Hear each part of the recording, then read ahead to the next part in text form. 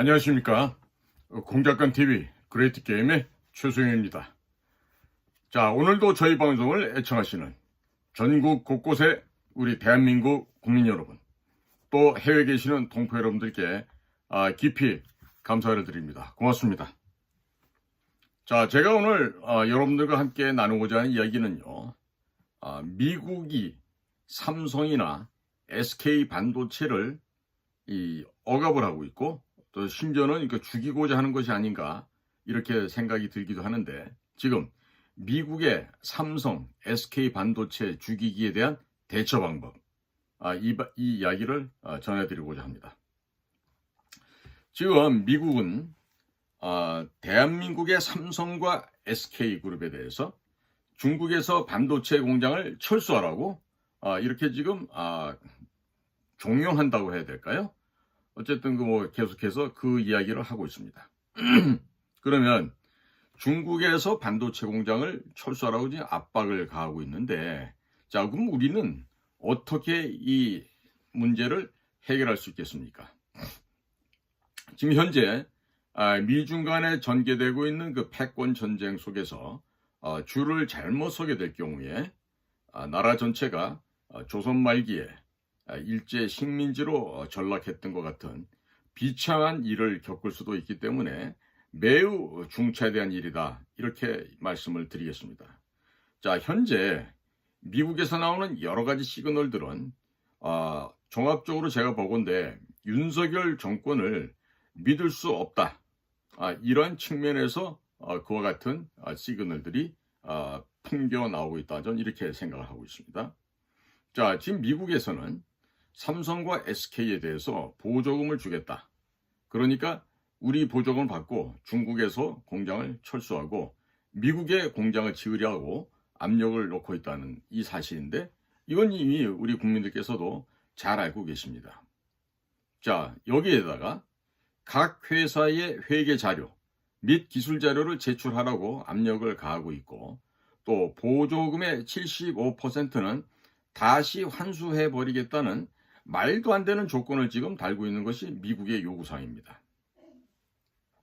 많은 국민들께서 삼성과 SK가 중국에 각각 대략 30조에서 50조에 달하는 금액을 중국에 투자를 이미 하였고, 중국에서 생산하는 반도체 수량이 전체 생산량의 절반가량 되고 있으니 미국 보조금을 받지 않고 그냥 계속해서 중국에서 생산을 하면 되지 않겠느냐, 이렇게 반문하실 수도 있습니다. 그렇습니다. 삼성과 SK가 미국의 보조금을 받지 않고 중국에서 계속 반도체를 생산하겠다고 할 경우에 삼성 이지용 회장과 SK 최태원 회장이 그 자리에서 교체될 수가 있고, 또 심한 경우에는 둘 다 생명을 잃어버릴 수도 있습니다. 이 이야기는 삼성과 SK가 공중분해될 수도 있다라는 이러한 이야기를 제가 드리고 있는 것입니다. 현재 미중 간에 펼쳐지고 있는 패권 장난은 동네 꼬마들의 애들 장난이 아닌 것이죠. 이 미중 패권 전쟁이라는 이것은요, 둘 가운데 하나가 죽어야만, 반드시 죽어야만 이 싸움이 끝나게 됩니다. 현재 중국이 미국의 GDP의 3분의 2까지 따라왔고, 중국의 군사력이 미국을 상당 부분 위협하고 있기 때문에 미국이 느끼는 부담감, 이 미국이 느끼는 부담감은 우리가 상상하는 것보다 훨씬 더 크다고 할 수 있겠습니다. 미국은 중국을 저격하기 위해서 저격총, 즉 스나이퍼죠, 이 저격총을 겨누고 있는데, 그 앞에서 머리를 들고 얼쩡거리다가는요, 머리에 먼저 총을 쏴서 죽여버리고 그 다음 적을 겨냥할 수밖에 없습니다. 자, 이때 얼쩡거리다 먼저 총을 맞을 수 있는 게 바로 우리 대한민국의 입장이고요. 최종적인 적의 타겟은 중국이 되겠죠. 자, 우리가 실질적으로 현장에서 우리 비밀 공작 사업, 현장 그 액션을 하다 보면요, 같은 우리 편이라 하더라도 이 눈치가 없다거나 또 역량이 떨어져서 이 작전하는데 걸리적거리는 경우가 있습니다. 그러면 이게 우리 편은 우리 편인데요. 이 우리 편의 이 멍청한 짓 때문에 이 열받고 악에 바치는 경우가 생기게 되죠. 그런데 그렇다고 해서 우리 편을 때려 죽일 수도 없고요. 또 이럴 경우는요.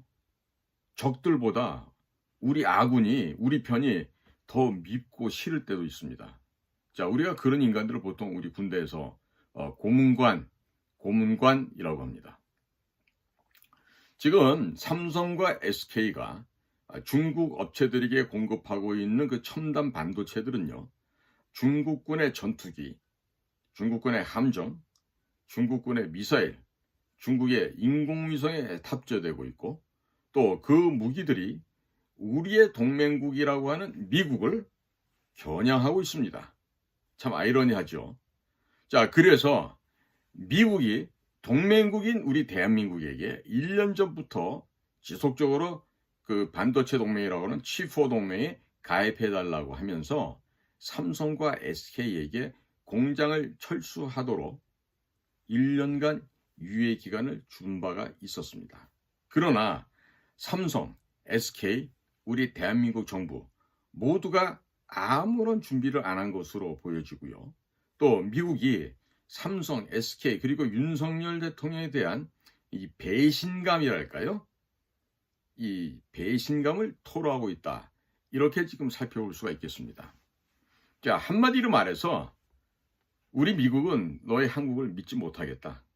그러니까 삼성이나 SK가 이 뒤로는 중국에게 반도체를 공급하는 것이 아닌지 정말로 아주 구체적인 또 아주 그 주도 면밀한 그 감사를 하겠다는 그런 의미로 들리는데요. 좀 더 심하게 말하자면요. 우리 그 발목에다 전자팔찌를 채워서 실시간으로 감시하고자 한다는 이런 의미로 해석할 수가 있겠습니다. 삼성과 SK가 중국에서 반도체 공장을 철수하지 않게 될 경우에 최악의 삼성과 SK가 공중분해되는 것을 넘어서 윤석열 대통령조차 교체될 수도 있다는 이 위험성이 있기 때문에 제가 오늘 이 방송을 하고 있습니다. 역사적으로 볼 때 미국은 이승만 대통령께서 미국 측의 말을 잘 듣지 않는다고 해서 이승만 대통령을 암살하려고 했었죠. 바로 에버레디 작전이었습니다. 이 미국은 당시 CIA를 통해서 미군을 통해서 이승만 대통령을 제거하려는 아주 주도 면밀한 작전을 했었습니다. 그리고 이후에 박정희 대통령이 5.16 군사혁명을 통해서 정권을 잡고 18년 5개월 만에 김재규라고 하는 당시 중앙정보부장의 권총에 의해서 저격을 당하시고 서거하신 적이 있었죠. 그러면 김재규 중앙정보부장은 아무런 배후 세력도 없이 박정희 대통령에게 총을 겨누고 총을 쏘았을까요? 아직도 그런 순진한 분이 있는지 모르겠습니다만은 어쨌든 김재규 중앙정보부장이 박정희 대통령을 총으로 쏴서 사망케 한 사건이 바로 1979년도 10월 26일 궁정동에서 벌어졌던 12.6 대통령 시해 사건이었습니다. 아마도 한국 정부가 앞에서는 한미동맹 강화를 외치면서 뒤로는 중국과 이중 플레이를 한다. 이렇게 의심을 하고 있을지도 모릅니다. 지난 2월 16일 데이비드 라일리 미국 해군연맹 총재는 조선일보와의 인터뷰를 통해서 호주가 미국 편에 확실히 서지 않았더라면 핵 잠수함을 못 얻었을 것이라고 천명한 바 있었습니다. 이러한 외국 사례를 볼 때 대통령실의 김성한 안보실장님 그리고 국정원의 김규현 국정원장님 뜬금없이 전직 핵 잠수함 부대 대령이 한국에 와서 이런 이야기를 했다고 생각하십니까?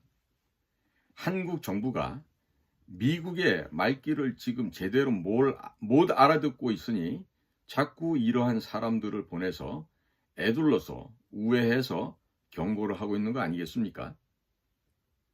지난 1월에는 퇴직한 NSA 국장이 국회에서 열린 세미나에 참석을 했었습니다. 이 NSA는 주지하는 바와 같이 세계 최고 최강의 도감청 조직입니다. 이런 조직의 전직 국장이 세미나 전에 비공개로 만나서 한 이야기는요. 한국이 감기에 걸리면 미국도 감기에 걸리고 미국이 감기 걸리면 한국 또한 감기에 걸린다. 이와 같은 이야기였습니다. 한마디로 미국이 중국에 의해서 무너지면 한국도 끝나는 거야. 우리 힘을 합해서 중국 공산당을 물리쳐야 합니다.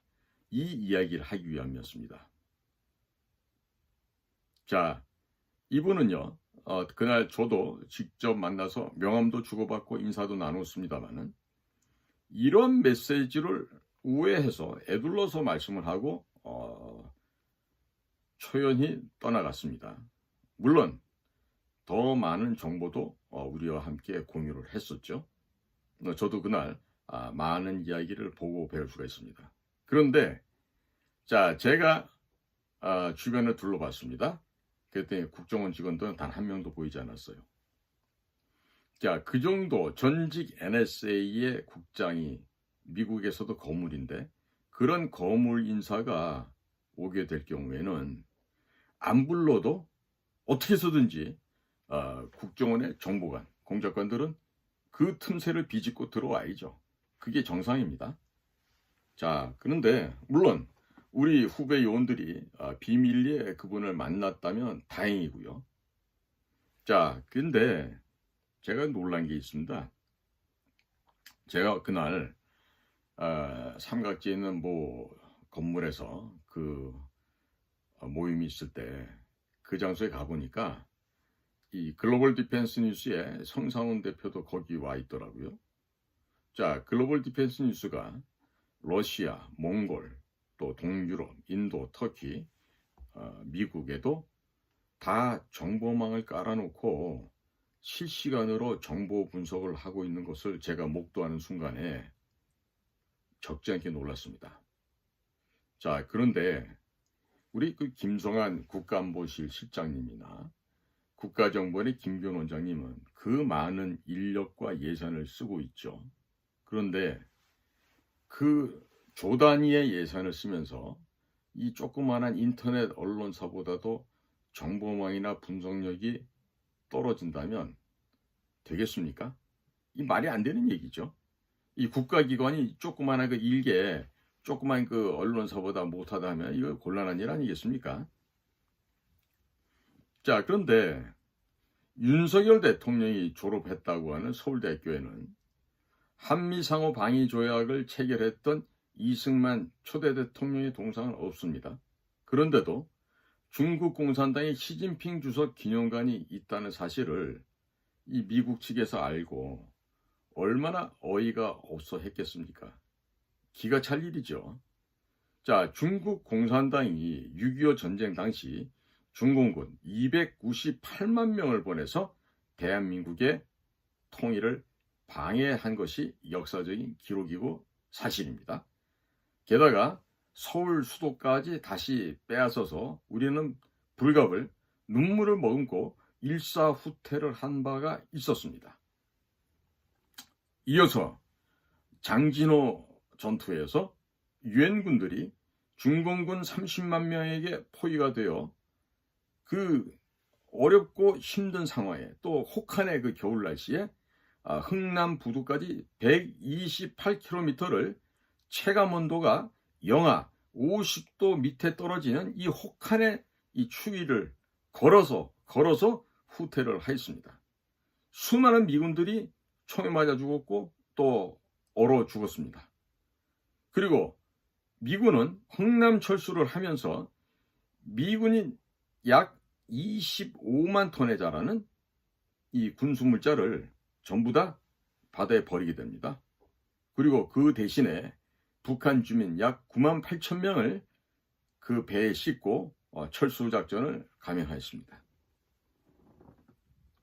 자, 이때 이러한 그 북한의 주민들을 실어오는 과정에서 북한 지역에서 살고 있었던 기독교로 종교로 바꿨던 개신교의 신자들이 대거 남한으로 내려오게 됩니다. 그리고 이들이 미국의 개신교회들과 연결이 되어서 미국으로부터 막대한 원조 물자를 받을 수 있게끔 후면에서 역할을 하였었고, 또 미국 교회들 덕분에 한미 상호 방위 조약을 체결할 수가 있게 되었습니다. 또 일제시대 때 일본에서 기술을 배우고 익혔던 기술자들이 북한 지역에서 많이 살고 있었는데, 이들이 대거 남하를 하면서 일본의 기술을 받아들이게 되고, 또 박정희 대통령 때 중화학 공업 발전의 토대를 닦을 수 있었습니다. 제가 근무했던 국가안전기획부, 초창기 때 중앙정보부였죠. 거기에도 이북 출신의 선배님들이 많이 계셨던 걸로 저도 들어서 알고 있습니다. 자, 아울러 미국은 한국 전쟁 중에 미군 178만 9천 명을 투입한 바 있었고, 680억 달러라고 하는 천문학적인 숫자로 전쟁 전후 복구 비용에 투입을 하였습니다. 이게 680억 달러가 요즘은 뭐 얼마 안 되는 돈으로 보일지 몰라도요, 1950년 또 우리가 휴전했던 1954년 그 무렵에 680억이라는 돈은요, 지금의 6,800억 혹은 6조 8천억 정도 이상의 그 가치를 갖고 있는 어마어마한 규모의 돈입니다.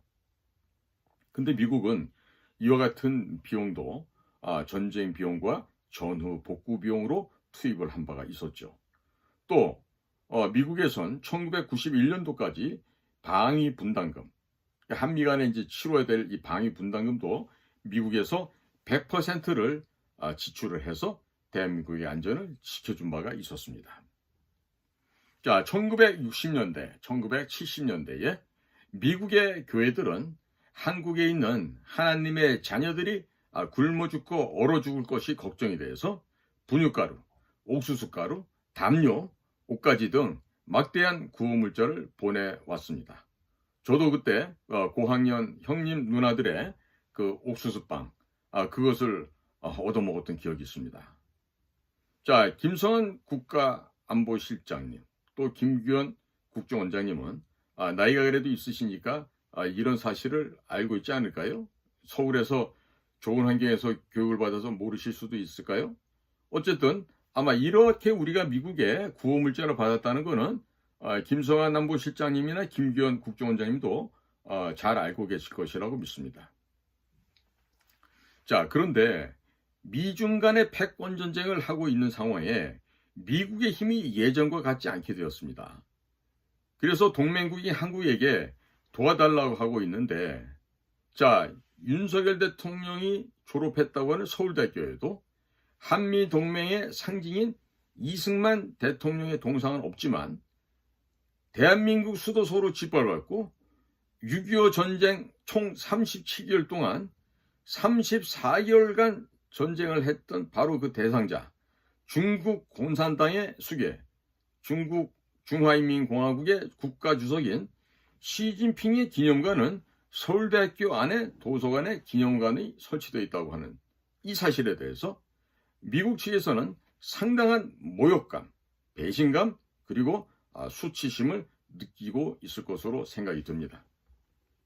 자, 서울대학교에 있는 시진핑 기념관이 한미 동맹에 걸림돌로 작용할 것이라는 것은 생각하지 못하는가요? 겨우 그 정도의 감각과 정무 판단력을 가지고 대통령 보좌를 할 수 있을까요?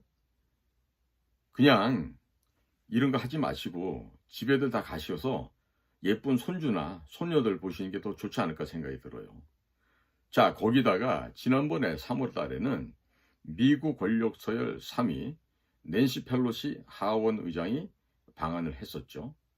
당시 낸시 펠로시가 대한민국 오기 전에 들렸던 대만, 싱가포르, 다른 나라에서는 전부 다 국가 원수들이 그 낸시 펠로시를 맞이했었습니다. 그런데 당시 우리 한국은 어땠습니까? 윤석열 대통령은 휴가 중이다 하면서 연극을 본다고 홀대를 하고 만나질 않았죠. 단지 전화통화 한 번만 했습니다. 자, 당시에 미국 측에서, 특히 미국 외교부에서는 한국이 대단히 큰 실수를 했다. 이와 같은 매우 격앙된 목소리가 나온 바가 있었습니다. 자, 이런 경우에는요, 국가안보실장이든 아니면 국가정보원장이든 이런 자리에 있는 분들은요, 대통령께 대통령님, 연극은 나중에 보시더라도 낸시 펠로시 하원 의장은 싫든 좋든 한번 무조건 만나십시오. 이렇게 조언을 해야 되는 건데, 도대체 안보실장이나 국가정보원장은 왜 이런 얘기를 안 했는지 도무지 이해할 수가 없습니다. 자, 이렇게 사소한 부분들이 누적이 되다 보니까 한국 기업들이 현재 바이든의 작년에 그 바이든의 한국 방문 이후에 대한민국의 기업들이 뭐 삼성, 현대, SK, LG 등 그 미국에 큰 투자를 했습니다. 그런데 제대로 지금 대접도 못 받고 그 인플레이션 감소법이라고 하는 그 IRA라는 그 법에 의해서 지금 보복 혹은 뒤통수를 좀 맞고 있는 거 아니겠습니까? 자, 그리고 미국에서는 중국이 개발했다고 하는 화웨이라고 하는 중국의 전자통신회사가 있죠. 그 화웨이 장비들을 모두 철수시켰는데 한국은 그런 움직임이 전혀 없어요. 그리고 중국에 비밀 경찰서가 한국에 있다는 것이 사실로 적발이 되었습니다. 그럼에도 불구하고 전국에 퍼져 있는 23개나 되는 공자 학원을 철거시키지 않고 지금 그대로 두고 있어요. 이럴 때 어떻게 됩니까? 즉각적인 조치를 해야죠. 그런데 지금 미국에서는요, 야, 한마디로 우리 대한민국 한국 정부를 못 믿겠어. 이런 지금 태도를 지금 표현하고 있다고 좀 보여줍니다. 자, 이런 부분을 김규현 국가정보원장이나 김성한 외교안보실장은 스스로 알아서 조율을 해야 합니다. 그런데 이 웬일입니까? 이 두 분 다 공부를 잘하고 한 사람은 서울대학교, 한 사람은 고려대학교 나왔습니까? 이 책으로 외교를 배워서 그런 겁니까? 왜 그렇습니까?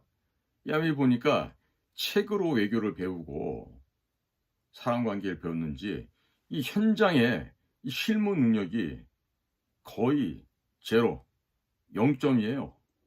전혀 파악을 못하고 있는 이런 상황이 되고 말았던 것 같습니다.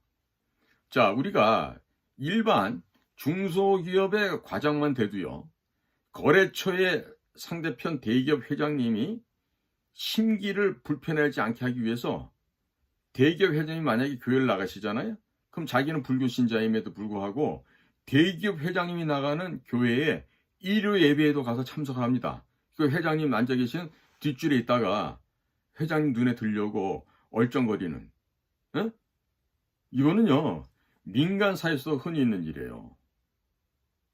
근데 예전에 보면 우리 국가정보원에 국장까지 하셨던 분 있었는데 그분한테 잘 보이려고 뒤에서 얼쩡거리는 사람도 제가 제 두 눈으로 그 교회에서 본 적이 있었습니다만은, 이런 식으로 자기한테 안 맞아도요, 조직을 위해서 우리 기업을 살리기 위해서 상대편 회장님의 그 뜻에, 그분의 그 성향에 맞추는 것이 당연한 도리죠. 자, 그런데 지금 현재 미국이 중국하고 좀 전쟁을 하고 있습니다. 그 대포만 쏘고 비행기 전투가 없다 뿐이지 실제로 어마어마한 지금 전쟁이 진행되고 있는데, 자, 이 대한민국의 최고의 지성기관, 최고의 대학이 어디입니까? 국립서울대학교, SNU, 서울 내셔널 유니버시티 아니겠어요? 근데 이 서울대학교 안에 미국의 최대 적성국가인 중국 공산당의 주석 시진핑의 기념관을 깔아놓고 이렇게 참 숙모하고 있다고 하니 이 미국에서 얼마나 기가 차겠습니까? 또 반도체 동맹 G4 동맹에 가입하라고 하는데 한국이 지금 안 들어가고 있잖아요. 그러니까 얼마나 배신감이나 분노를 느끼겠습니까? 자, 그러니까 이런 상황에서 우리가 이 국가기관에 근무하시는 분들이 중소기업의 과장보다도 못한 그런 정무감각, 그런 현실 감각을 가지고 있다면 우리 국민들이 혈세를 내서 그런 분들에게도 다 월급을 주고 있는데 이게 돈이 아까운 일이 되는 거 아니겠어요? 이렇게 되면은 국민들의 눈에서 피눈물이 나올 수가 있죠. 우리가 사람이냐, 짐승이냐, 이것을 명확하게 구분지을 때 그 기준점은 역사를 아느냐, 모르느냐에 따라서 그 구분을 할 수 있습니다. 즉, 역사를 모르고 또 은혜를 모르면 국가안보실의 실장 출신의 짐승이 될 수 있고 또 국가정보원장 출신의 짐승이 될 수도 있는 겁니다. 자, 지금 보시면 김성한 국가안보실장께서는 주로 외교연구원에서 미주 파트 조교수를 했어요. 또 부교수, 연구부장, 또 이명박 때는 외교통상부 제2차관까지 하신 분인데 만약에 이런 분이 역사도 제대로 파악이 안 되고 또 미국의 의중도 정확하게 읽어내지 못해서 이런 식으로 한미 간의 관계가 불편하게 된다 그러면 이게 너무나도 곤란한 일 아니겠습니까? 이런 식으로 일을 만들어서는 매우 곤란한 일이죠. 제가 지금 곤란이라고 말씀드리면 그보다 더 심한 상황이 전개되고 있습니다. 자, 미국이 삼성과 SK 이 양사에 1년간의 유예기간을 준 것은 윤석열 정부가 막 대통령에 새로 당선이 되고 정신이 없고 하니 한 1년간 적응하고 준비해서 결과를 보여달라고 유예기간을 주었던 것입니다. 그런데 1년 동안 미국에서 이와 같은 조치가 나올 때까지 우리나라 정부 주요 기관에서는 무엇을 했습니까? 특히나 대통령을 모시고 있는 안보실과 국가정보원에서 이 일을 대비를 하지 못했다는 것은 일을 안 했다라고 이렇게 평가를 할 수도 있겠습니다. 자, 이명박 정권 때인 2009년도 11월 3일 날이 되겠죠. 대통령의 복심으로 불리던 이 장광근 사무총장이 중국의 북경까지 날아가서 중국 공산당과 한나라당 사이에 업무 교류 협약을 맺었습니다. 자, 문구를 살펴보면 파기할 때에도 쌍방이 상의하도록 되어 있는데요. 이 사실상의 노예문서 아닐까요? 네? 이런 관계를 우리 국가안보실이나 국가정보원에서 명확하게 바르게 알고 계신지 모르겠어요. 또 이명박 정권 때인 2010년에 대통령 직속으로 있는 국가안보 총괄 점검회의 위원과 대통령 직속 국방선진화 추진위원회 위원도 또한 역임하셨는데 이 한나라당이 중국 공산당과 업무 교류 협약을 맺었다는 사실을 모를 수는 없는 일 아니겠습니까? 김성한 외교 안보실장님, 중국 공산당하고는 어떻게 친하게 지내셨나요? 혹여 중국 공산당에게 약점이 잡힌 것은 없었는지 제가 묻고자 합니다. 자, 그런데 왜 서울대학교에 한미동맹의 상징인 이승만 대통령 동상은 없고 중국 시진핑 기념관이 들어선 것을 보고 이 시진핑 기념관을 치울 생각을 안 했던 것입니까? 정녕 그렇단 말입니까? 중국의 비밀 경찰서가 언론에 이미 대서특필돼서 다 폭로됐습니다. 그 다음 조치가 뭐가 있었죠? 전국에 지금 산지에 있는 공자학원 23개소가 있는데 그 공자학원을 왜 그냥 두고 있죠? 그냥 둘 게 아니라 없애야 되는 거 아닙니까? 자, 그 밑에 있다고 하는 김태효 국가안보실 제1차장 어떤 사람입니까? 이명박 대통령 당시 천안함 폭침 사건이 터지고 연평도 포격 사건이 일어나자 중국의 돈가방 즉 북경으로 돈가방 들고 가서 북한의 대남 공작 요원들을 접선을 하고 평화를 구걸했던 사람인데, 그러한 과정에서 중국 측이나 북측에 약점이 잡히진 않았을까요? 그런 광경에서 약점을 잡아채는 게 바로 중국과 북의 아주 전통적인 그 특징인데, 자, 당시 김태효 씨는 대통령 서명도 안 된 문서를 들고 다니다가 오히려 북한 측에서 우리 측 요원들에게 김태효의 신원조회를 해달라고 할 정도로 문제를 크게 야기시켰던 바로 그 사람이 김태효, 현재 국가안보실 1차장입니다. 자, 김태효 외교안보실 1차장님께 질문을 하겠습니다. 혹시 북측 사람들 만났을 때 친구를 접대할 때 북이나 중국 모두 아가씨들이 있는 고급 술집으로 안내를 하고 거기서 스타트를 하게 됩니다. 자, 저도 북경에 있을 때 보면 이 8층, 10층, 15층, 20층 막 이런 건물 전체가 다 룸사롱이고 그 안에 출입하는 아가씨가 몇천 명씩 되는 그런 대형 룸사롱들도 있어요. 그러면 북경이든 아니면 북한 지역이든 갔었을 때 이런 술집에 안 갔었나 모르겠어요. 자, 우리가 자주 만나는 사이에서는 그냥 커피 마시고 이야기를 하지만요, 이 처음 접선하고자 하면은 이 북한 애들처럼 이 돈을 밝히고 또 사전에 돈을 주지 않으면 만나주지 않는 이런 북한 아이들에게 이 평화를 구걸하려고 하면은 돈을 써야만 됩니다. 자, 예를 들어서 김대중이 박지원을 통해서 4억 5천만 불이 공식적으로 넘어갔고요. 실질적으로 당시 국가정보원의 그 파우치실, 우리 외교 행랑을 작성하는 실인데요. 그 파우치실에서도 어마어마한 양의 대량의 미국 달러화가 외교 행랑을 통해서 중국 쪽을 통해서 평양으로 넘어간 걸로 알고 있습니다. 자, 제가 이 술집 얘기를 잠깐 왜 하냐면요, 중국에서는요, 이 큰 호화로운 큰 방 안에 아가씨가 수십 명, 수백 명이 들어오고 여기 양주를 시키고 하다 보면요, 대부분 이 공업용 에탄올을 섞은 가짜 양주가 들어오고요, 그런 거 한두 잔만 먹고 정신을 잃어버릴 수가 있습니다. 혀가 마비되고 뇌가 마비가 됩니다. 그러면 이 초년병들, 경험이 없는 사람들은요, 이렇게 이 가짜 양주에 당하지 않습니까?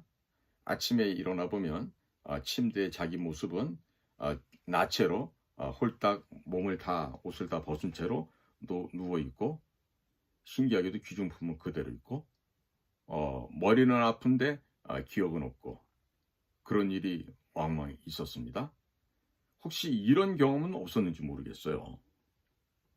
자, 북한 친구들을 처음 접선해서 마사지하는 마사지 샵에도 한 번도 가지 않고 북경에서 커피만 마시면서 북한 친구들하고 얘기했을까요? 룸사롱이나 마사지 집에 가서 중국 정보부가 도청하고 있는 도청 장치와 카메라 앞에서 그 모습을 찍힌 건 없었을까요? 저는 중국에서 활동을 해봤기 때문에 그와 같은 그 도청 장비, 감청 장비, 또 촬영 장비가 설치된 그런 것들을 많이 보아왔는데, 과연 그런 그 역경과 어려움을 잘 극복했을지 모르겠습니다. 그래서 추후에라도 집이나 사무실로 무슨 사진이나 USB나 CD 이와 같은 것들이 배달된 적이 없는지 모르겠습니다. 이게 뭐냐면 평양의 주특기이기도 하고요, 북경의 주특기이기도 합니다. 자, 그러면 돈다발을 들고 가서 북한 아이들을 주고 이렇게 접촉을 해보려고 했는데 그 돈가방은 제대로 북한으로 건너갔습니까? 북한 애들이 제대로 받아갔는지 모르겠군요. 아니면 주지 못하고 다시 국고로 반납을 했었습니까?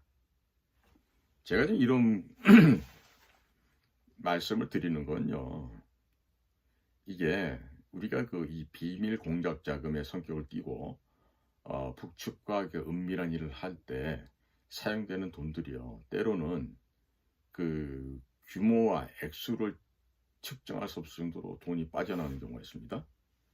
제가 직접 많이 봤어요. 봤기 때문에 제가 좀 드리는 얘기예요. 그래서 국정원의 특활비, 이 공작 자금으로 부여된 이 자금들이요. 허무맹랑하게 활용되는 경우가 많이 있었단 말이죠. 그래서 제가 지난 시간에도 말씀드렸죠. 김정숙의 호화 사치비요, 김정숙의 옷, 구두, 그 여러 가지 보석, 이런 것들을 구매하는 데 있어서 김정숙이 이 신권으로요, 이 띠가 붙인 거 우리가 관봉이라 하지 않습니까? 그 관봉으로 묶여있는 신권을 들고 다니면서 돈을 갖다가 썼다는 거 아니겠어요? 그러면 국정원의 특활 자금이 사실은 그게 우리가 그 비밀 공작 자금으로 투입돼야 될 자금인데, 그게 김정숙의 사사로운 개인의 욕구 충족을 위한 그 특활비용으로 사용됐다라면 이거 어떻게 됩니까? 김정숙을 잡아다가 조사를 하고 불법인 것이 있으면 감방에 쳐넣어야 되겠죠. 네? 자, 이 대목에 있어서 대통령 경호실의 김용현 경호실장께서는요, 김태호 국가안보실 제1차장께 한번 중국 갔다 와서 뭐 특별한 USB나 CD롬 받은 것은 없었는지 한번 확인해 보시기 바랍니다.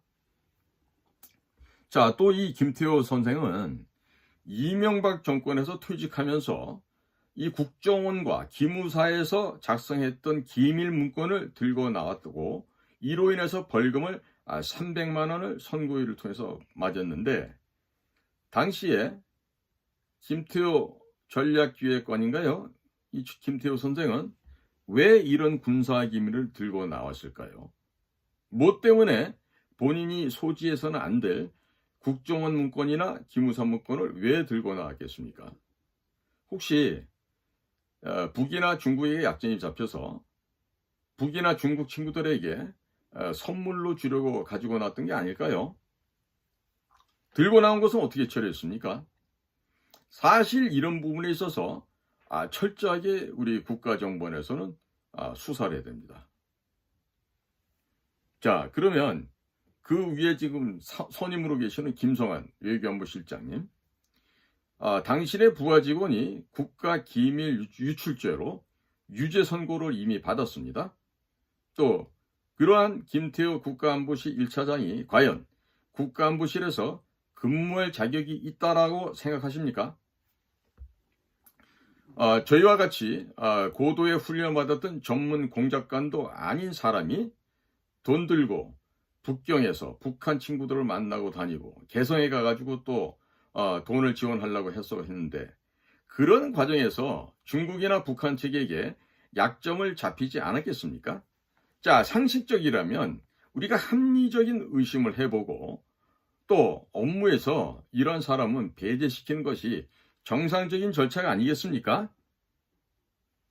자, 김태호 1차장도 윤석열 대통령님과 같은 아파트에 살고 또 대통령께 누를 끼치지 않고자 한다면 자진 사퇴하는 것이 대통령에게 부담을 덜어주는 일 아니겠습니까? 그렇게 해야 되는 일이 아니겠습니까? 중국이나 북한에서 트로이 목마로 남아있으라고 강하게 주문을 했던가요? 아니면 월급을 더 받으려고 남아있나요? 어느 쪽입니까? 자, 김성한 국가안보실장님은 중국에게 이런 그 교수 시절에 중국을 오고 가고 하시면서 중국과의 관계에서 약점이 잡힌 것은 없었는지요? 사실 이 부분은요, 대한민국의 법학대학, 정치, 외교학 이런 쪽의 정치, 사회과학을 공부하는 교수들이 거의 많은 숫자들이 중국에게 전염되었다, 중국 돈에 매수되었다는 얘기를 많이 듣습니다. 저도 저희가 다닐 때는 서울대학교에 외교학과, 정치학과가 따로 분리가 돼 있었습니다. 그래서 당시에는 서울대학교 정치 외교학과를 나왔다 그러면 그게 거짓말이 되는 거예요. 연세대학교, 고려대학교는 그런 과가 있는데요, 서울대학교는 분리가 돼 있었습니다. 그러다가 최근에 들어서 정치 외교학부가 하나로 통합이 되면서 하나가 지금 돼서 지금 운영되고 있는데, 거기에 지금 제가 아끼는 그 후배가 한 녀석이 가리 늦게 지금 공부를 한다고 거기 있었는데, 서울대학교 교수들도 대단히 많은 숫자가 중국에게 감염되어 있다, 이런 얘기를 그 우리 젊은 후배로부터 들을 수가 있었어요. 왜 그랬느냐? 서울대학교의 이 정치외교학부는요, 과거 같으면은 이 서울에서 경기고등학교를 나오지 않고 서울대학교 학부에서 정치학과 외교학과를 나오지 않으면 그 과의 교수가 될 수 없는 아주 독특한 구조로 돼 있었는데요. 요즘 좀 그렇지 않은 모양이에요. 자, 그러니까 이 서울대학교의 석사과정, 박사과정에 있는 사람들이 중국을 비평하는 이런 얘기가 나오면 이 거의 발작적으로 반응하는 교수가 있었다 그래요. 그 중에 한 명이 누구냐면 지금 중국 대사로 나가 있는 그 대통령과 함께 충암고등학교 동기생이라고 하는 정아무개 대사입니다. 그러니까 이런 거로서 우리가 합리적으로 상식적인 수준에서 한번 검토를 해봐야 돼요. 과연 적들에 의해서 손탄가 없는가? 혹시 뭐 돈이나 이런 걸로 매수됐던 것은 없는가? 이런 것들이요, 우리가 매우 매우 중요합니다. 지금 미국에서 발생하고 있는 하원 의원들의 중국 미인계 여성들에 의해서 각각의 최고급의 국가 기밀 정보 빠져나간 게 이미 다 발각이 됐었죠. 자, 그러면 우리는 미국의 사례에서 볼 수 있듯이 이러한 그 부자격자, 결격자들은요, 국가안보실이나 국가기관에서 외교 안보 업무를 담당시켜서는 안 됩니다. 절대로 안 됩니다.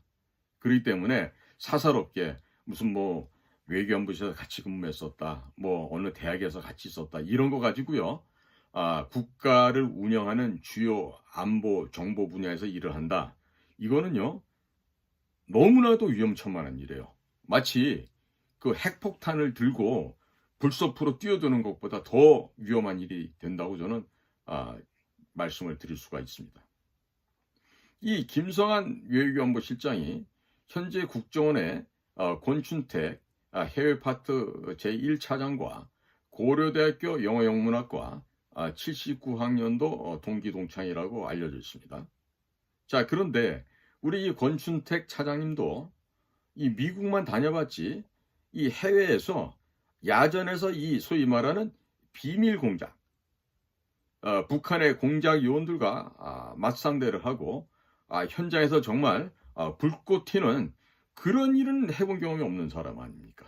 그러니까 비단이 깔린 꽃길만 걸어왔던 사람인데, 이런 분들이 과연 미중 간에 벌어지는 첨예한 전쟁 속에서 이 반도체 문제를 해결할 수가 있을까요?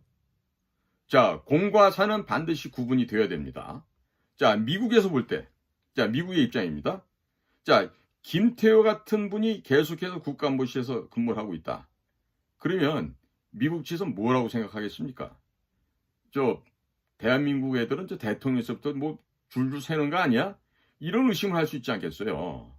자, 그 다음에 권춘택 차장이 워싱턴에서 무슨 정보공사를 했다고 해서 해외 공작 한번 제대로 안 해봤는데, 자, 그런 사람이 현존하는 세계 최강의 초강대국 미국 파트를 맡고 있다. 제가 지금 이 미국 파트를 맡고 있다는 건요, 자, 만나서 헬로 하와이 투데이 하는 이런 영어 하는 게 아닙니다. 이 우리가 정보 비밀 공작을 이 중차대한 임무를 수행할 때는요, 이 눈빛과 말 몇 마디 갖고도 문제를 해결할 수가 있습니다. 이것은 뭐냐? 현장에서 그 연마가 되지 않고 현장에서 경험을 체득하지 않으면 그 일을 할 수가 없다는 얘기예요. 자, 예를 들어서 대학원에 박사과정에 있는 사람한테 유치원생을 갖다가 카운터 파트너로 붙인다고 이런 생각을 해보십시오. 이 대학원생은 미국이고 카운터 파트너는 우리 한국이 될 수 있겠죠? 자, 그러면 미국에서 어떤 생각을 갖겠습니까? 일종의 수치감, 모욕감, 모멸감을 느끼게 될 겁니다. 이 상식적으로 외교적인 거, 더더군다나 비밀 공작 사업이 되겠습니까? 안 될 말이죠. 될 수가 없습니다. 자, 그러면 국가안보실장의 김성한 실장님이나 국가정보원의 김규현 국정원장님이나 이런 사람들이 다 책으로 많이 배웠을 거 아니에요. 현장에서 배운 게 아니라. 그러면 실무를 잘 모르실 거 아니에요. 그럼 미국은 누구하고 무슨 얘기를 어떻게 해야 됩니까? 그러니까 제가 만약에 미국 CIA 장이다. 미국 특수공작 부서의 내 국장이다. 그랬을 때 무슨 얘기를 어떻게 합니까? 대화가 돼야지 얘기를 할 거 아닙니까? 자, 예전에 박진 외교부 장관, 현재 외교부 장관이시죠? 그 박진 장관과 함께 그러니까 일을 해봤던 그런 분들 이야기를 들어봤더니만 정말 그 평가가 참 야릇한 평가가 납니다. 무슨 새가슴이다, 어? 혹은 무슨 뭐 쫄보다, 뭐 이런 평가가 있는데 이 얘기는 결국 뭐예요? 일선 현장의 외교관으로서는 유능하지 않다는 이야기 아니겠습니까? 네? 자, 김규현 국정원장도 과거에 외교부에서 오랜 세월을 근무를 하셨고 거의 최종 단계에서 외교안보에서 근무를 하신 걸로 알고 있는데 외교부 직원들이 바라보는 김규현이라는 인물, 그분에 대한 평가는 제가 굳이 여기서 필설로 다 아지 않더라도 이제는 다 아시겠습니까? 자, 그러면 미국에서는 이런 사항들을 다 파악하고 있어요. 자, 그럼 미국이 한국과 비밀 공작을 해야 되고 또 중요한 일을 해야 되는데 이게 윤석열 옆에 있는 사람들이 이런 사람이면 누구랑 얘기합니까? 하다못해 김건희 여사라도 붙잡고 미국 쪽에서 얘기해야 될까요? 말이 안 되잖아요. 그러면 우리나라 대통령, 윤석열 대통령을 얼마나 미국에서 우습게 보겠습니까? 이런 생각들 안 해봅니까? 입장을 한번 바꿔놓고 생각해 보십시오. 우리가 타산지석이란 말이 있듯이 우리가 입장을 바꿔놓고 생각해 보면요. 자, 우리가 미국이고 현재 한국이 미국이라고 생각했을 때 입장을 바꿔놓고 생각해 보면 우리가 특수한 분야에서 특히나 그 국가 정상급에서 외교 안보를 논하는 자리에서 그 상대편 카운터 파트너들이 그 정도 수준이라 그러면 그 워싱턴에서 그 이야기할 그런 기분이 나겠습니까? 자, 이렇게 외교안보실이나 국가정보원에 현장감이 없고 비현실적인 사람들이 지금 전문가라고 지금 영입이 돼서 국가안보를 담당하고 있는데 이렇게 되면요. 국가안보에 문제가 생길 수밖에 없습니다. 대통령께서도 뭔가 느끼는 바가 있으실 텐데 자, 민간의 중소기업에서조차 있을 수 없는 일들이 지금 국가안보실과 국가정보원에서 일어나고 있어요. 자, 누군가가 책임져야 되지 않겠습니까? 자, 대통령께서는요, 대통령 스스로의 얼굴에다 생각하고 한번 돌아보시기 바랍니다. 그리고 우리 김성한 안보실장님이나 김규현 국정원장님께서는요, 제가 이렇게 좀 알려드린 대로 한번 해보십시오. 네? 자, 우리가요, 이 현장에 가서 현장을 배우고 익히고 그 현장의 대응력을 갖다가 높이다 보면요, 보고서는 저절로 나옵니다. 저절로 나옵니다. 네? 그러니까 이 지금 우리 한미 간에 지금 벌어진 이 반도체 문제, 이 지금 전쟁입니다. 이 총 쏘고 뭐 대포 쏘의 전쟁입니까? 지금 대한민국의 삼성이나 SK가 이 반도체로 인해서 말라 죽을 수가 있어요. 그러면 우선적으로 이거를 국가기관에 나서서 이거 방벽을 쌓고 이 문제를 해결해야 될 거 아니겠습니까? 예? 이 치매 예방되고 참 좋단 말이죠. 자, 우선 말이죠. 우리 반도체를 국가의 전략물자로 지정도 하고 정부 허가 없이는 대한민국 영토 밖에 반도체 증설은 불가능하다. 이렇게 증설을 못하도록 제한을 하십시오. 그리고 삼성이나 SK에게 중국 공장 포기해라. 그리고 미국 공장도 포기하고 한국의 반도체 공장을 증설하라. 뭐 이 정도의 액션을 해야 될 거 아니겠어요. 그러면 삼성이나 SK에서는 한국의 국내법이나 윤석열 정권 핑계대고요. 미국과 직접 맞부딪히게 되는 그런 일은 없게 될 겁니다. 자, 지금 우리 가족이 내 자녀들이 밖에 나가서 쳐 맞고 다니는데 어서 불러들여서 안전하게 보호해 줘야죠. 네? 자, 그 다음에 중국에 가 있는 우리 한국 기업들 있죠? 중국으로부터 모두 국내로 철수시키십시오. 중국 공장 포기하고 다 국내로 돌아오라고 강권하십시오. 그리고 윤석열 정권이 미국의 바이든 정권과 직접 협상을 하시기 바랍니다. 그래서 지금 현재 우리는 굉장히 여건이 좋습니다. 김성한 안보실장, 김기현 국정원장, 박진 외교부 장관 전부 다 네이티브 스피커만큼 영어를 잘하시는 분이라 그래요. 모두가 영어에 능통하신 분이니까 협상단 꾸려서 통역관 필요 없이 장관들이 가서 직접 미국과 협상해서 문제를 해결하시기 바랍니다. 그리고 미국의 그 여야 정치인들에게도 돈도 좀 집어주는 이런 로비를 하십시오. 자, 미국에선 로비가 합법으로 되어 있습니다. 제가 지난 2018년도에 워싱턴 DC를 방문했더니 문재인이 미국 측의 상하원 의원들을 우리 측으로 끌어들이기 위해서, 즉 평화협정, 정전협정 이것을 맺게 하려고요. 미국 워싱턴에 근 1억 달러 가까운 돈을 뿌렸었어요. 그래서 제가 그때 하원을 방문해가지고 미국의 그 의원들, 보좌관들 몇몇 이렇게 만나서 또 그쪽에 로비스트도 만나왔었는데 한국 돈 못 받으면 병신이라 소리를 하더라고요. 왜 그런 말씀을 하세요? 그랬더니 여기서 그냥 발에 걸리는 게 다 한국에서 오는 돈이라는 거죠. 자, 문재인 같이 하찮은 것도 미국의 정치권을 상대로 돈을 뿌리고 했었는데 미국에서는 로비가 합법입니다. 자, 민간 기업들이 보통 100억, 200억 이런 식으로 로비 자금을 쓰고 있습니다.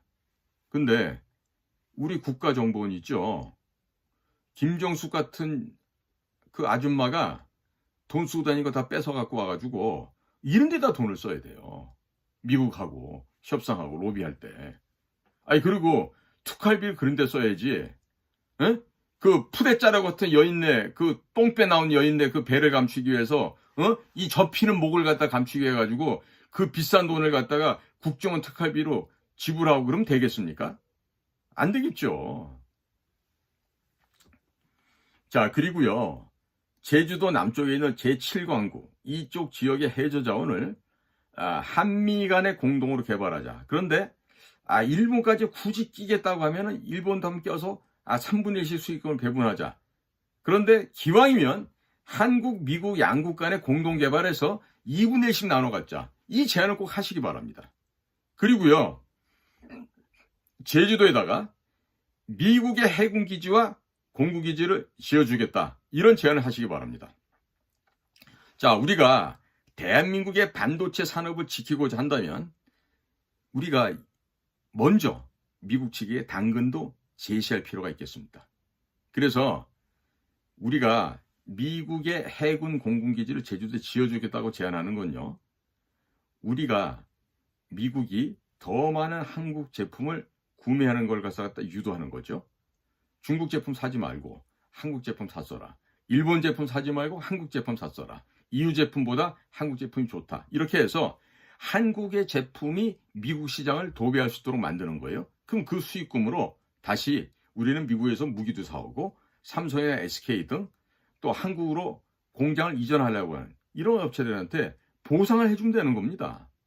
자, 그러니까 국가는 이 정의의 총검을 들고 그리고 국민을 지키는 것이죠.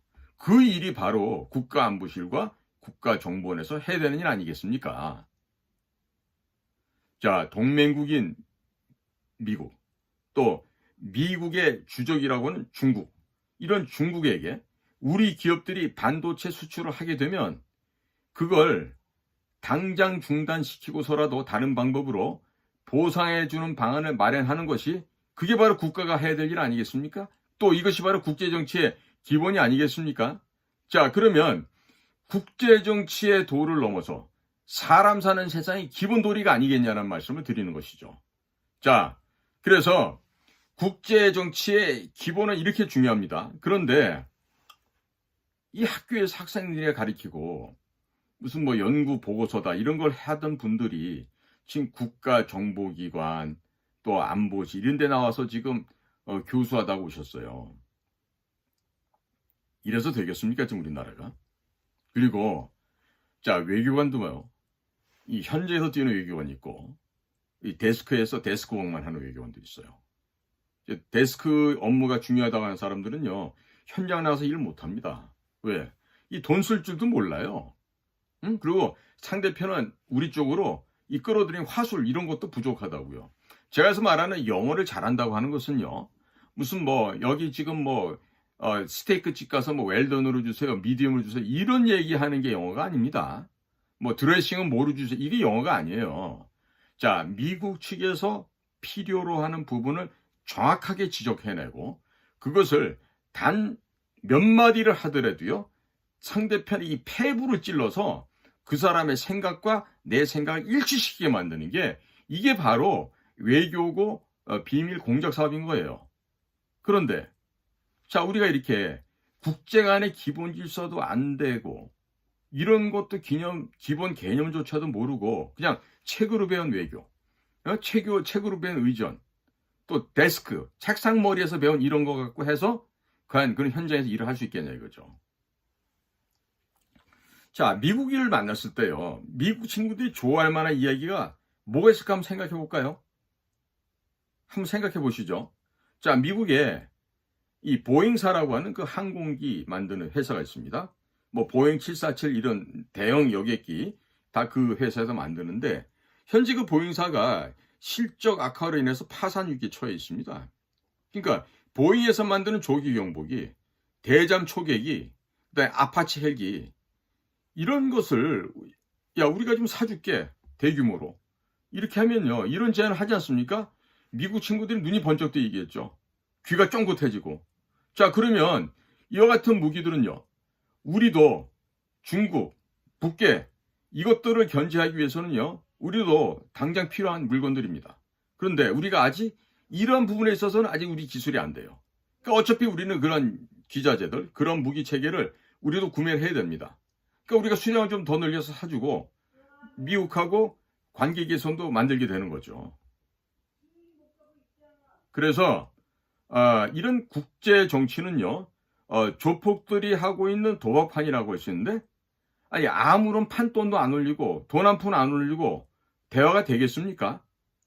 자, 이런 건요, 우리가 책에서 무슨 국제 정치 외교 교과서라고 하는 그런 책은 백날 아니라 천년을 봐도 나오지가 않는 이야기들입니다.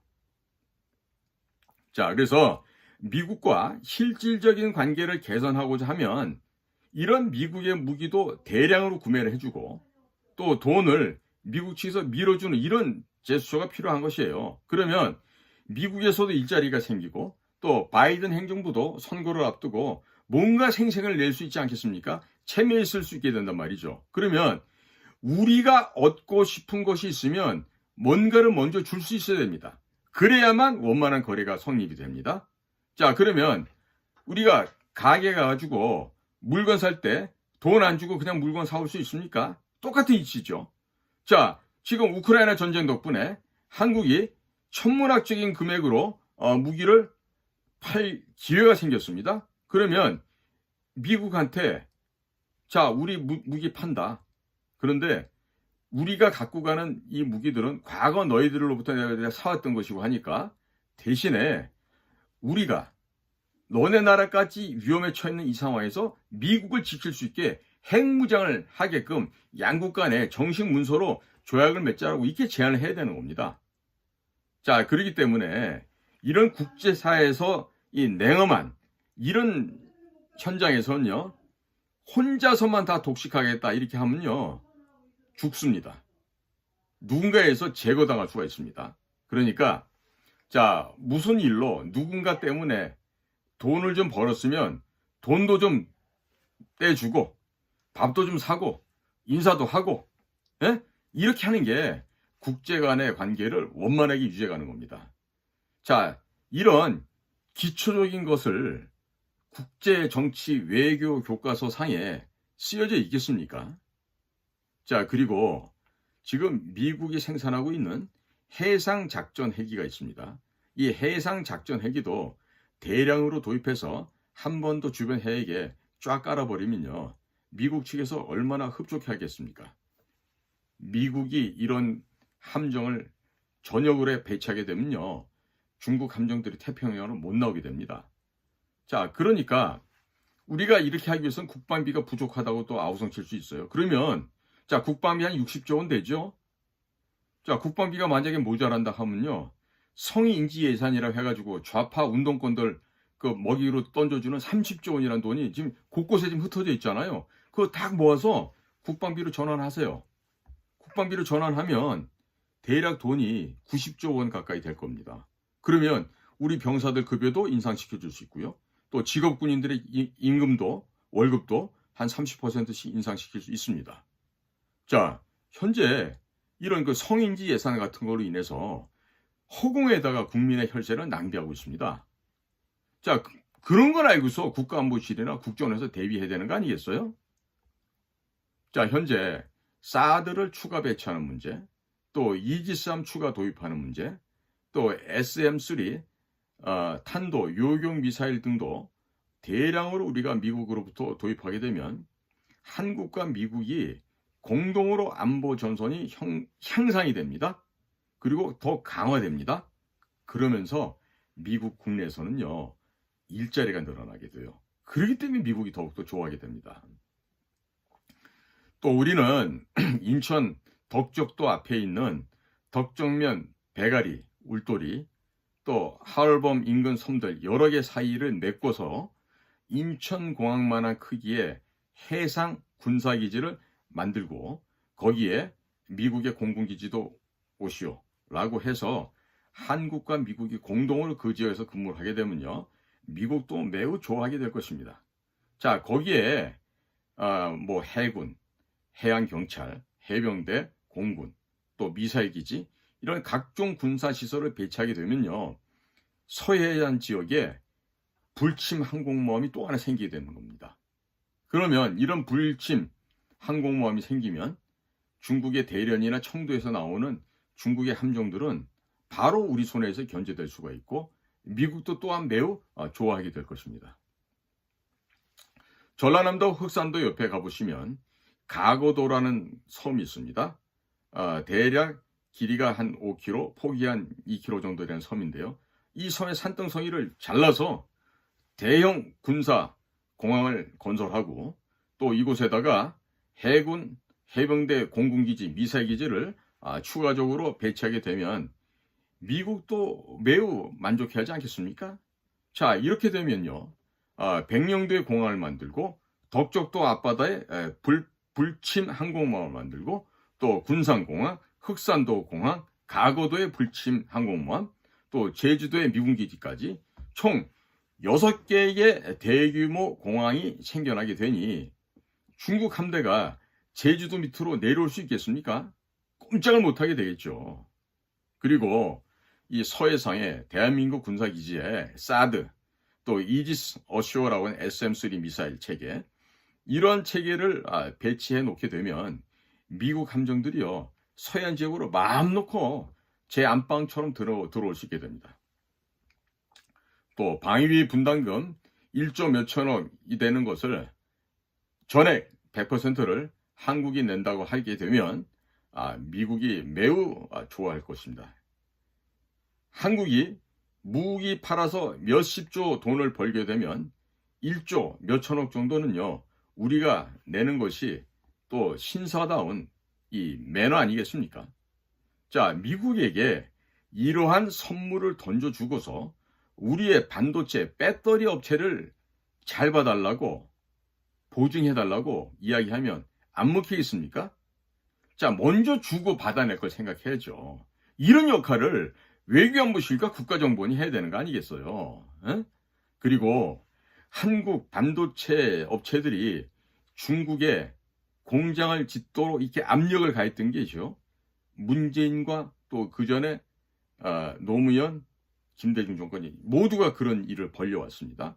자, 이들 그 더불어민주당 일당들에게 대북 송금을 이 하나의 이유로 엮어서 미국의 법정에 세우고 관타나모, 쿠바에 위치하고 있는 관타나모 그 기지로 보내달라고 요청하면 미국이 안 들어주겠습니까? 이럴 때 이와 같은 물밑 작업을 국가정보원장이나 외교부 실장이 해야 되는 거죠. 해야 됩니다.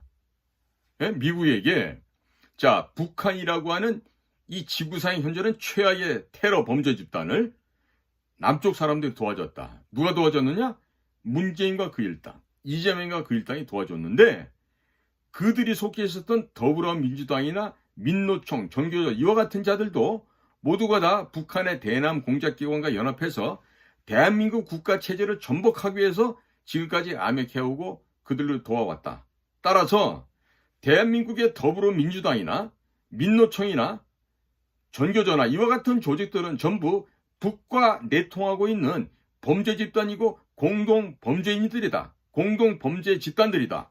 그렇기 때문에 미국의 FBI나 인터폴에서 이와 같은 국제 테러범들에 대한 명단을 달라고 우리 한국에게 요청하기 바란다. 이것을 물밑 작업하면서 원만하게 해결을 해야죠.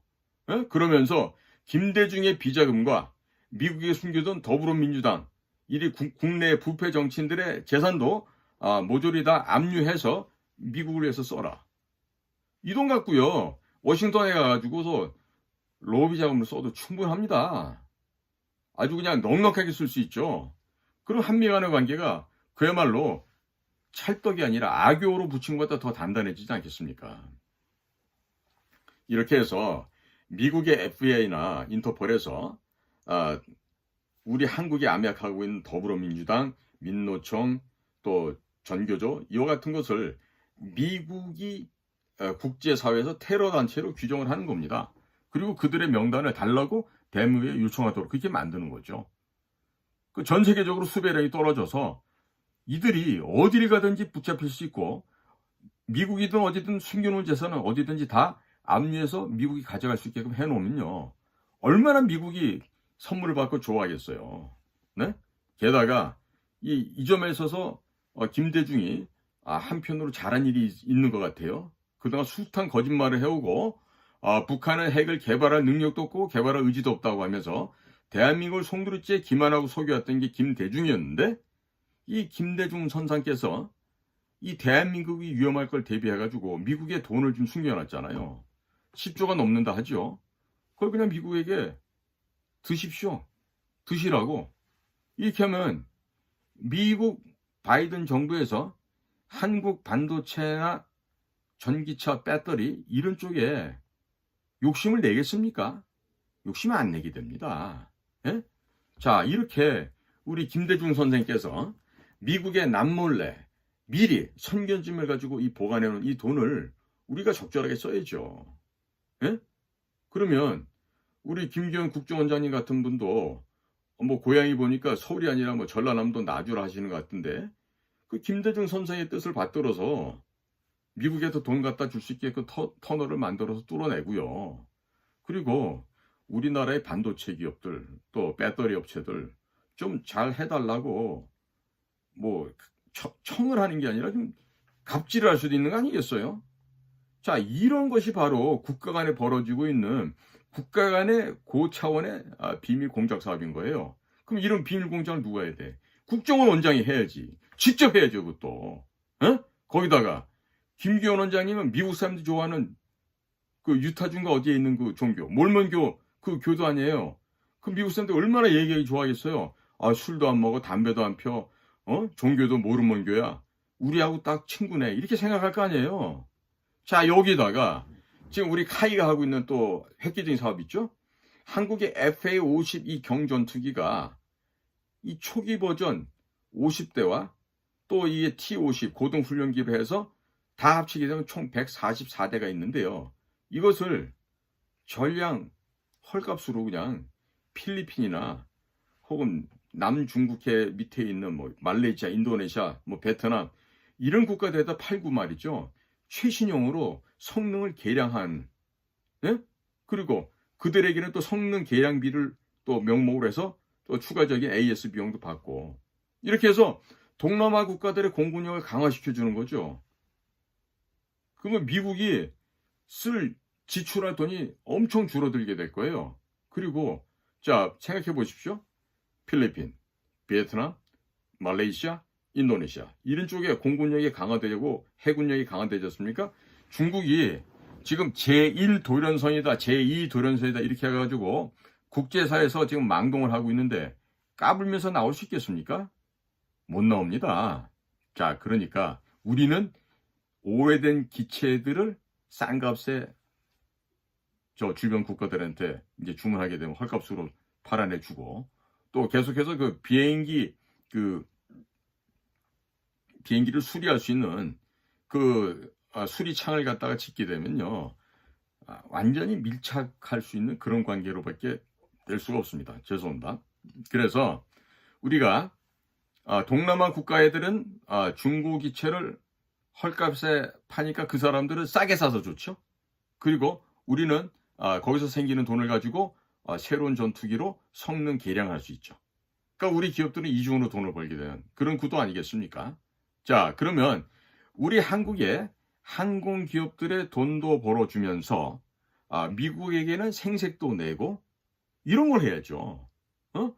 자, 그리고 우리가 지금 현재 KF-21 보라매를 단좌형, 그 다음에 복좌형 지금 두 가지 다 지금 개발해서 지금 계속 시험을 하고 있는데 이러한 그 우리가 제조한 항공기에 또 국산으로 제조한 초음속 공대함 미사일 이런 것들이 탑재가 될 예정이니까 이 중국 함정들이 함부로 이 중국해 바깥으로 나올 수 있겠습니까? 남진해 동진해 이거 뭐 진해 바다라고 나와서 이렇게 다닐 수 있겠어요? 안 됩니다.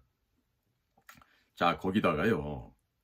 지금 우리 대한민국 방산업체 중에 지금 잘 팔리는 게 K2 흑표전차 K9 이 자주포가 있는데요. 현재 우리 국내는 K1 계열의 구형 전차와 또 K55 계열의 구형 자주포들이 아직 많이 있어요. 그러니까 이러한 장비들을 베트남이나 필리핀에 헐값으로 넘기는 거죠. 그러면요, 대만이 안전해집니다. 중국도 감히 대만을 침공하기 어려워지는 상황이 됩니다. 자, 그렇게 해서 중국의 함정들이 이 남중국해에 신경을 많이 쓰도록 만들고 전선을 확장시켜 버리면요, 중국이 힘이 들어요. 대만에 침공할 수 있는 그런 신경을 집중할 수도 없고 그만한 여력도 안 생기게 됩니다. 그리고 이 동남아 국가들까지 군비 증강을 하잖아요. 그러면 중국이 군비 증강을 하다가 파산을 당하게 될 겁니다. 과거 미국과 소련 간에 벌어졌던 그 우주 솔트 전쟁에서 벌어졌던 그걸 기억해 보시면 중국도 똑같이 적용할 수가 있습니다. 그러면 미국에서는요, 소련과 군비 경쟁을 하면서 소련을 파산시켰죠. 그때 그 작업을 주도했던 사람이 누구냐면 CIA의 로버트 게이츠라고 하는 인물이 있었어요. 로버트 게이츠는 키도 뭐 한 170 정도밖에 안 돼요. 서양 사람 치고는 다부지게 생긴 사람인데 미국 사람이지만 러시아 말을 러시아 사람만큼 했던, 그리고 러시아 사람이 미국 사람이 구분이 안 갈 정도로 현지화가 됐던 그런 요원이었는데 결국 그런 사람들이 소련을 붕괴시키는 작업에 참여를 했고 이후에는 CIA의 국장까지 하게 되는, 그러니까 미국이기 때문에 가능한 거죠. 대한민국 같으면 어린 반푼어치도 없는 얘기입니다. 잘하면은요 중간에 다 끄집어 내립니다. 예. 자, 그래서 우리가 이 미국이 소련을 붕괴시켰던 그 경쟁했던 관계를 이미 우리는 역사에서 보지 않았습니까? 그럼 그와 같은 구도의 그림을 그려서 대통령께도 건의를 하고 미국과도 협의를 해야죠. 지금 미국의 CIA 안에 코리아 미션 센터는 없었지만 차이나 미션 센터라는 게 지금 운영이 되고 있어요. 자, 그러면 우리 김성한 외교안보 실장이나 또 다른 우리 국가정보원의 중책에 계신 분들이요, 과거 소련이 붕괴될 때를 모르시나요? 그리고 이 김성한 안보실장님은 외교안보위원회에서 그 교수도 하셨는데, 자, 그때 소련이 무너지는 그 방법에 대해서 심층 연구를 안 해봤겠습니까? 아실 거 아니겠어요? 응? 자, 하찮은 초등학교 학생들도 삼국지만 읽어도 적을 무너뜨리는 방법, 이런 걸 갖다가 또 그 여러 가지 전략, 전술을 알게 되는데요. 기본적으로 삼국지는 한 번이 아니라 왜 여러 번 읽어보셨을 거 아니에요. 예? 그러니까 제가 과거에 있었던 안전기획부, 이 국정원에 제일 잘못했던 게 뭐냐면요. 이 보고서에다가 색칠하고 리본 달고 줄치고 이런다고 망했다고 좀 봐요. 그러니까 이제는요. 외교안보실이 됐든 국가정보이 됐든 큰 그림을 그려보시기 바라고. 예? 그리고 지금 안보실장이나 국가정보원장은요. 이 장수 아니에요, 장수. 그런데 이 덩치도 크신 이 장수께서 큰 그림을 안 그리고 나비 그림, 난초나 그리고 있으면 되겠습니까? 좀 용량도 크게, 편폭도 크게 큰 그림을 그리시기 바랍니다. 현재 보면 윤석열 정부 하에서 가장 전투적으로 일하는 사람은 한동훈 장관, 법무장관이 있습니다. 자, 이제 한동훈 장관만큼의 지력이나 혹은 학력이 안 된다 해서 포기하지 말고 각자 각부 장관들께서 이제 좀 실력을 좀 보여주셨으면 좋겠어요. 네? 지금 저같이 하찮은 국가정보원 퇴역한 이 늦다리 이 퇴역 공작관이 저도 이 정도 그림을 그리는데, 자, 현직에 있는 분들이 적어도 그림은 직접 그리고 색칠도 직접 해야 되지 않겠어요? 이 물감까지 사다 드리고 포스터까지 사다 드려야만 이거 그림 그리겠습니까? 자, 우리 안보실장님이나 국정원장님, 또 안보실의 또 1차장님 생각도 좀 해보시고 그 치매에 걸리지 않게끔, 건강 좋아지게끔 이제는 좀 제 역할을 잘 해주시기 바랍니다. 네, 이게 계속 이런 식으로 되면은 국민들 보기에 부끄러워집니다. 자식들 보기도 부끄러워지고, 지금 대통령 미국 순방을 앞두고 미국과 함께 큰 그림 공부를 잘 해보시기 바랍니다. 경청해 주셔서 고맙습니다.